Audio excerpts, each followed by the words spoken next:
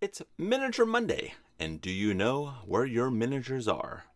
Today, boys and ghouls, we got the Undead Halfling Rogue from Reaper's Bones collection. This was a fairly cheap miniature. I believe I maybe paid, I don't know, maybe $1.99 or $2.99 for this. So it's quite inexpensive.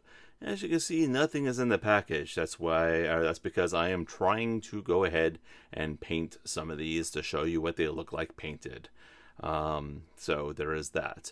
I'm really liking their Undead series because, I always want to kind of put together an Undead adventuring party and just kind of have them face off against the adventuring party in my games.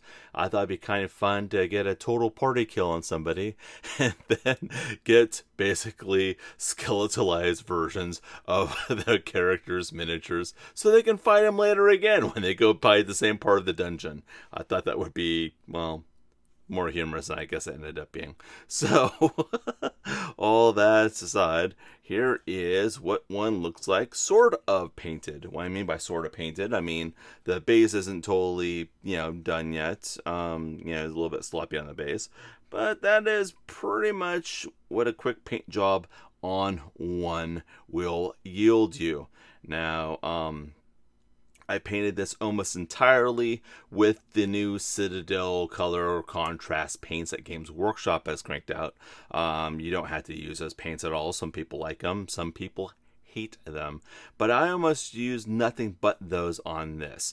The only exception would be for the cleaver and the knife, and maybe that metal part right there. So on the knife as well. So those were done with like a bolt gun metal, and then I put some of that typhus corrosion on it, and then did some paint effect or some rust effects on it with the Rise of Rust, and then some sort of brass I can't remember the exact color for the hilt of that dagger as well. Pretty much everything else was all contrast paints though. So for the I went ahead and painted that with the undercoat of the Sear Gray, which I like the texture of that. It goes on really smooth, and like I said previously in the comments of a lot of other videos, it helps the pigments in that Citadel contrast paint really migrate to where they're supposed to. So you get some decent results with a minimal amount of effort and skill for the most part.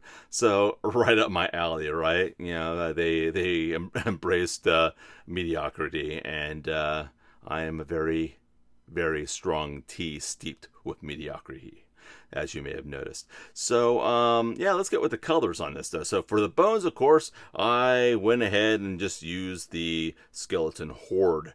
Okay, so there is that. For the base, the rocks, the stone portion of the base, that was, undercoat Sear Gray, and then I used Balaskinium Gray.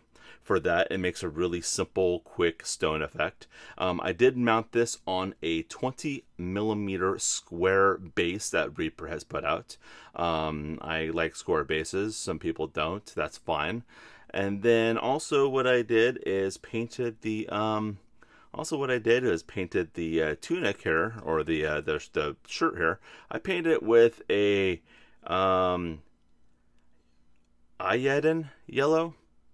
It's easy. It's kind of hard to say that without saying iodine. So iodine yellow. So that's what I basically used for the blouse.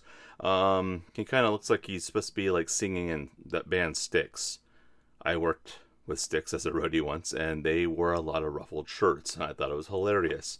So there is that. The pants, however, I was not very happy with. I think I went too dark with them.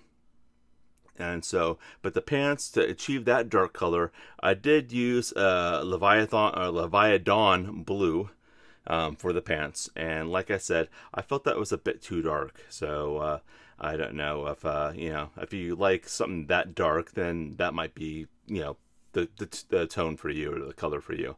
The cloak was pretty simple. I just went over that with some Blood Angels red. And that was pretty much it. The majority of my time on this was really not with the painting, but it was waiting for everything to dry. spraying it with the gray sear, waiting for it to dry, painted over the bones, with a skeleton horde, waited for it to dry. You know, you're spending more time waiting for your paints to dry than, of course, actually, painting.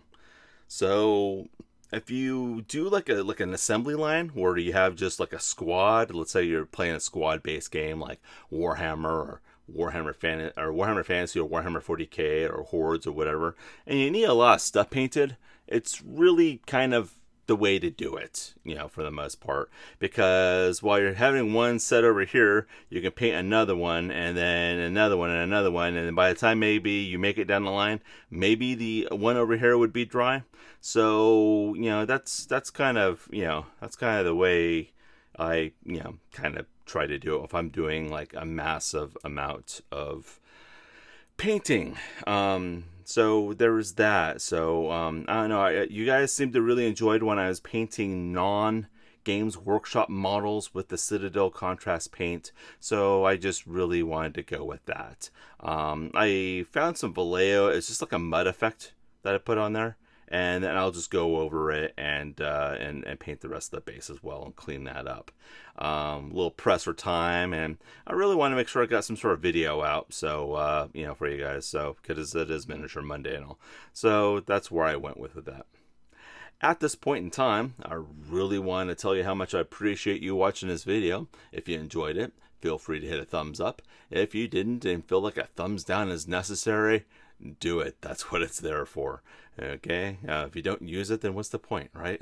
And if you're interested in seeing videos like this where I spend my own money and open up stuff and sometimes paint it, sometimes not, to kind of give you guys a little show and tell to see if you want to order it or not, feel free to go ahead and do that. That helps me out, or at least my ego anyway. There's that. Here's also this compared to like a regular sized figure, just to kind of give you a size comparison of what this is like, before I say thanks for watching and goodbye.